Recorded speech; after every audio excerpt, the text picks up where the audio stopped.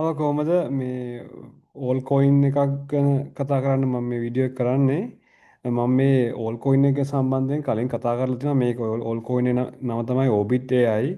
ඉතින් මේ කොයින් එක මම මීට මාස කීපයකට කලින් මම හිතන්නේ මාසයකට අවුරුද්දකට වඩා වැඩි කාලයක් ඉඳන් මේ කොයින් එක ගැන මේ ප්‍රයිස් එක චෙක් කර කර හිටියා. ඉතින් මම මගේ වීඩියෝස් වල සඳහන් කරා මේක සම්බන්ධයෙන්. හැබැයි මේ එතකොට ඉතින් මේ ටෝකන් එක ගොඩක් අඩුවට තිබ්බේ. ඉතින් මේ මැක්ස් කොයින් සප්ලයි එක 10 මිලියන් වගේ වෙනවා.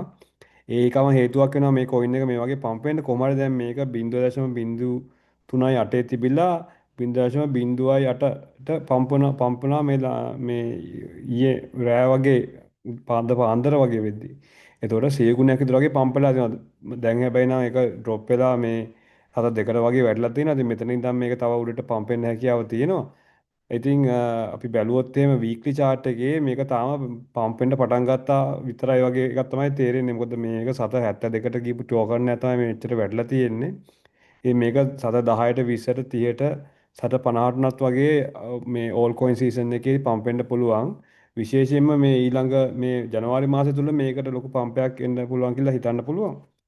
ඉතින් මම හිතනවා මේ වගේ වීඩියෝ කලින් බලපු අය මේ කොයින් එක ටිකක් ඇඩ් කරන්න ඇති කියලා. හැබැයි දැන් උනත් මේ තීන ලෙවල් එකේ නම් නරක නෑ. සතේ දෙක වගේ රේන්ජ් එකට ආවොත් අපිට ටික ටික ඇඩ් කරන්න පුළුවන්. හැබැයි ගොඩක් සල්ලි දාන්න එපා. මොකද මේක දැන් ඔල්රෙඩි පම්ප් වෙලා තියෙන නිසා. ඒ කියන්නේ සාපේක්ෂව මේ ඕල් ටයිම් හයිස් වලට සාපේක්ෂව ලොකුට පම්ප් වුනේ නැතුනට මේ බොටම් එකේ ඉඳන් ලොකුට පම්ප් වෙලා තියෙන නිසා කට්ටිය ප්‍රොෆිට් ටේකින් කරගන්න පුළුවන්, ප්‍රොෆිට් ගන්නවා වෙන්න පුළුවන්. ඒක තමයි අපි දැන් පේන්නේ මේ කොයින් එක පොඩක් ඩ්‍රොප් වෙනවා. හැබැයි මේ ඒරියා එකේ කොන්සෝලිඩේට් වෙලා ආය මේක වැඩි වෙන්න ලොකු සම්භාවිතාවක් තියෙනවා. ඉතින් ඔය සම්බන්ධ වීඩියෝ එකක් තමයි ගේන්න කල්පනා කරේ. ඉතින් අමතක කරන්න එපා මේකෙන් පස්සේ තව මේ වගේම පම්ප් වෙච්ච නැති ටෝකන් එකක් AI ටෝකන් එකක් මම මේ දවස්වල ඒ ටෝකන් එක ගැන පොඩ්ඩක් හොයාගෙන යනවා. මම ඒක සම්බන්ධයෙන් වීඩියෝ එකක් මේ සතිය ඇතුළත අනිවාර්යයෙන්ම අරන් එන්න. ඒක දැක්කහම ඔය කට්ටියට ඒ ටෝකන් එකෙන් නම් මේ වෙලාවට ටිකක් ඇඩ් කරන්න පුළුවන් හැකියාවක් තියෙනවා වැඩිපුර ගාණක් වගේ දාලා. ඉතින් USDT ටිකක් තියෙනවා නම් ඉන්වෙස්ට් කරන්න හිතාගෙන ඉන්නවා නම් ඒ කොයින් එක ගන්න පොඩ්ඩක් ලෑස්ති වෙලා ඉන්න කියලා මතක් කරන්න පුළුවන්. හැබැයි මේ කිසිම දෙයක් ෆයිනෑන්ෂල් ඇඩ්වයිස් නෙවෙයි. මොකද මට කියන්න බෑ හරියට මේක ඒ කියන ටෝකන්ස් වැඩි වේද කියලා මට කලින් කියන්න විදිහක් නැහැ. මමත් මේක ගෙස් කරන එකක් තමයි කරන්නේ.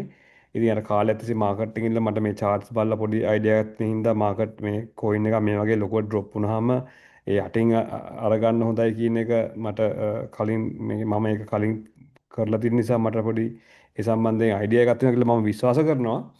ඉතින් ඔය කටේටත් මේ ඕබිට් එක නම් දැන් මේ වගේ සත දෙක වගේ රේන්ජ් එකේ ඇඩ් කරන්න පුළුවන් ඕල් සීසන් එකේදී විකුණන්න.